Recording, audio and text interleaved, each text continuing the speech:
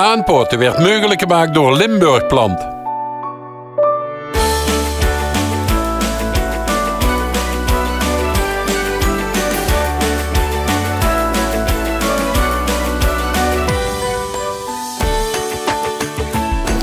Oh, buiten regent het, maar binnen is het druk. Ik ruik hier volgens mij het voorjaar.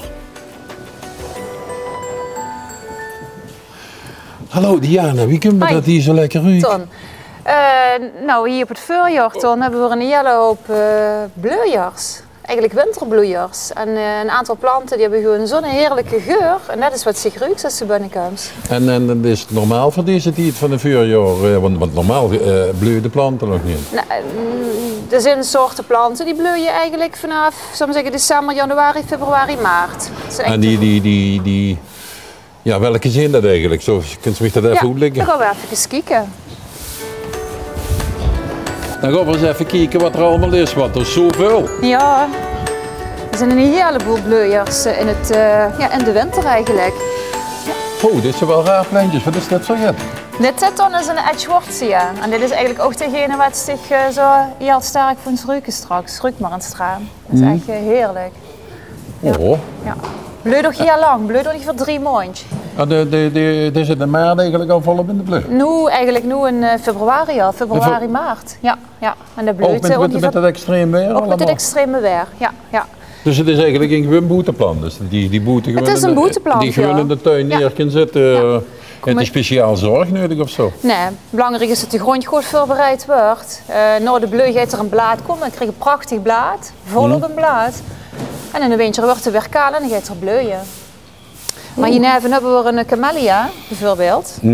En die bloeien ook nu. Die zijn in diverse kleuren. En ook van de winterbloeiers. En die blijven groen, zomer en winter. Dus hebben ze eigenlijk het hele jaar door. Moeten de bloemen blijven even goed groen? Ja, moeten de bloemen blijven ze continu groen. Ja. Dus waar moet je dat dan zien? Krijgt dat bloemen in zomer en winter? Of nee, alleen maar... eigenlijk nu echt in de winterperiode. Dat is een van de allereerste bloeiers. Oh, dat is wel mooi zeg. Ja. Een beetje geel, een beetje rood. Wat willen we nog meer? Ja.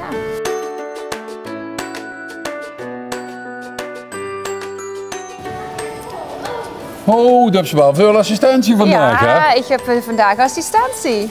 Wat is dit? Dat is een Helleborus. Dat is ook een winterbloeier.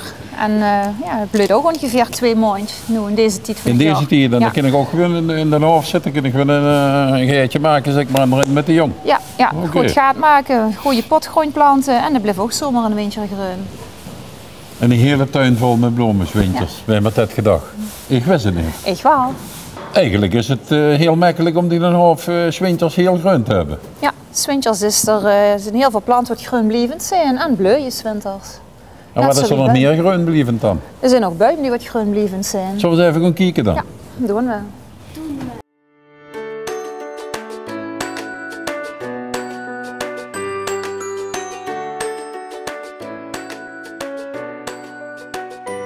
Ja, groenblijvende boom, zeg ze, maar welke boom moet je zich daarbij voorstellen?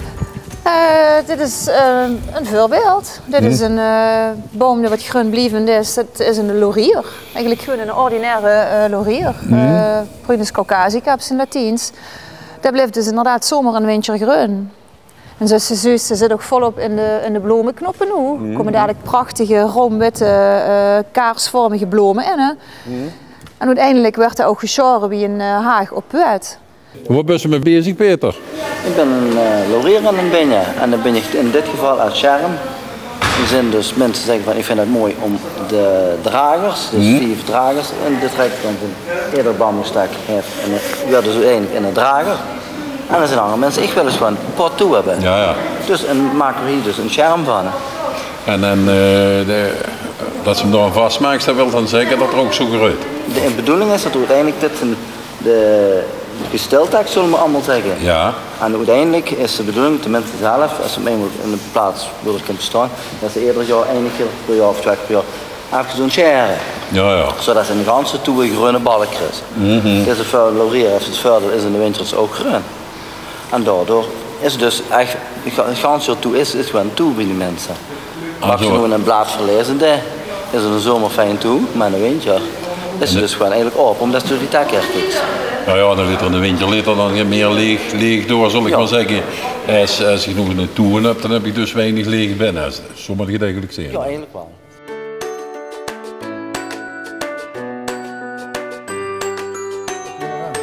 Daar komt nog meer aan, zegt Diana.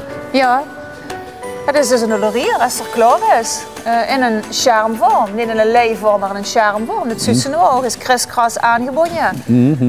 En de bedoeling is dus dat inderdaad, als dit bij de mensen in de tuin komt, dat jaarlijks 1 of 2 keer gesnoeid wordt, wie een haak op buurt eigenlijk. En dan hebben ze continu, zomer en winter, hebben ze een groen charm. Ja, dat is de dichte scherm over het zo even over hadden. Ja. Oh, helemaal te gek zeg. En die bloemen die komen er rond... Ongeveer over een maand. Hij zit al in de knoppen en dan dadelijk gaan die bloemen gewoon ook bloeien. En dat duurt er 1 keer per jaar? Dat duurt er 1 keer per jaar. En de beste tijdstip voor hem te snoeien is meteen direct na de bloeiperiode. Dus eigenlijk alles wat voor de langste dag bloeit, snoeit ze ook meteen direct naar de bloei. De langste dag is 24 juni. En alles wat na de langste dag bloeit, kan ze doen het voorjaar snoeien. Oké. Blijft ze ook die bloemen hooien. Vallen die ook veel bladeren vanaf, zodat je er veel werk aan hebt? Nee, heb ze eigenlijk weinig werk. Tuurlijk gaat er oud blad afstoten, verlust er ook. Met name in het eerste jaar met ompoten. En gedurende het jaar her zal zeker het blad gaan afstoten, maar dan blijft continu blijft het blad ophooien. Ja. Oké, dat is dus onder een verzorgingsvriendelijke boom. Ja. Is de laurier de enige groene blijvende boom? Nee, er zijn 3 verschillende soorten bomen, maar eigenlijk het meest geschikt zijn wat groen blijvend zijn voor een charmvorm te maken. Peter, Ja, nou, de laurier we net gehad. Dit is dan toevallig de huls. En dan wordt nog de Virginia. En dat is de glansmestpel. de glansmestpel. En als je nu die 3 bomen even gewoon vergelijken, wat zijn dan de verschillen qua bladvorm of zo? Is dat het enige? Nou, dat ze, als je afpakt, heb je de glansmestpel. Die hebben het voordeel. Die hebben een witte charmbloem in het voorjaar. Maar eigenlijk wat de meeste mensen toch een beetje verpakken zijn de rode uitlopers. De uitlopers zijn echt rood, donkerrood. En die kleur loopt van het jaar kleurde zich gewoon naar groen. Dus eigenlijk is het gewoon groen. Alleen in het voorjaar als extra is het dan witte bloem met rode uitlopers erin. En dan heb je de laurier is gewoon in de zomerwinter echt gewoon groen. Even in het voorjaar de witte bloempjes erin. En de huls is eigenlijk een heel onopvallend bloempje eigenlijk. Dus dat is eigenlijk een hek die gewoon groen is. Groen. Oh, hier zitten stekeltjes aan hè, en de huls. Die zijn op zich best zacht, die prikken niet echt. Je voelt ze wel als prik, maar ze steken niet echt door. Zo, dit was het programma Aanpoten. Heb je hier ook een vraag? Je kunt hier rustig naar Limburgplan toekomen, Henry en Diana. Aanpoten werd mogelijk gemaakt door Limburgplan.